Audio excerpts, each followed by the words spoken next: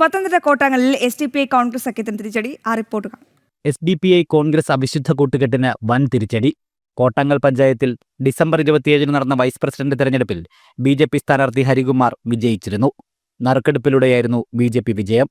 എന്നാൽ നറുക്കെടുപ്പിൽ ക്രമക്കേട് നടന്നുവെന്നാരോപിച്ച് ദിവസങ്ങൾക്ക് ശേഷം SDPI തെരഞ്ഞെടുപ്പ് കമ്മീഷന് പരാതി നൽകി.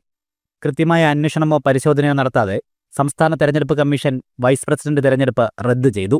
ഇതോടെ BJPക്ക് വൈസ് പ്രസിഡന്റ് സ്ഥാനം നഷ്ടമായി. തുടർന്നാണ് BJP ഹൈക്കോടതിയെ സമീപിച്ചത്. വൈസ് പ്രസിഡന്റ് തെരഞ്ഞെടുപ്പ് റദ്ദ് ചെയ്ത തെരഞ്ഞെടുപ്പ് കമ്മീഷൻ നടപടി ഹൈക്കോടതി സ്റ്റേ ചെയ്തു. തെരഞ്ഞെടുപ്പ് കമ്മീഷനോട് ഹൈക്കോടതി റിപ്പോർട്ട് തേടിയിരുന്നു. ഈ മാസം 27-ന് കേസ് വീണ്ടും പരിഗണിക്കും. ഇതോടെ നാളെ നടക്കാനിരുന്ന വൈസ് പ്രസിഡന്റ് തെരഞ്ഞെടുപ്പ് നടക്കില്ല. പഞ്ചായത്ത് പ്രസിഡന്റ് സ്ഥാനം നറുക്കെടുപ്പിലൂടെ കോൺഗ്രസിന് ലഭിച്ചിരുന്നു. 14-അംഗ ഭരണസമിതിയിൽ BJPക്കും കോൺഗ്രസിനും 5 വീതം അംഗങ്ങളും SDPIക്ക് 3-ഉം CPMന് 1-ഉം അംഗങ്ങളാണുള്ളത്. പ്രസിഡന്റ് തെരഞ്ഞെടുപ്പിൽ കോൺഗ്രസ് സ്ഥാനാർത്ഥിക്ക് ഭീകര സംഘടനയായ SDPI പരസ്യ പിന്തുണ നൽകിയിരുന്നു. പിന്നീട് കോൺഗ്രസ് പിന്തുണ നിരസിച്ചതോടെ വീണ്ടും നടന്ന തെരഞ്ഞെടുപ്പിൽ തുല്യനിലയെത്തി നറുക്കെടുപ്പിലൂടെയാണ് കോൺഗ്രസ് സ്ഥാനാർത്ഥി വിജയിച്ചത്. ജനം, പത്തനംതിട്ട.